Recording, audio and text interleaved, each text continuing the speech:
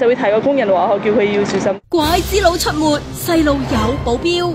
我叫佢be careful, have to hold hands, cannot let go, and then try not to talk to strangers 咁樣。全港喺一片拐子佬風籠罩之下，個個家長都打醒12分精神。會唔會有啲咩特別措施啊？我估呢啲都冇乜用，如果佢真係會抱走你嘅話，我估呢啲措施都未必有用。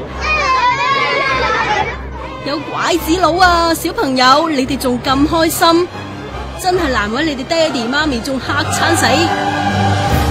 專登請嚟尼泊爾保鏢接放學，有學校仲派出啹喀兵做實 Q 護送學生上車啊！唔好覺得佢哋誇張啊！自從喇沙小學爆出懷疑有拐子佬之後，警方都加派人手巡邏，仲證實上個月至今接到12宗懷疑拐子佬事件，有5宗係誤傳，2宗誤會，不過有5宗仲調查緊。呢個咁嘅時勢都係拖實啲穩陣啲。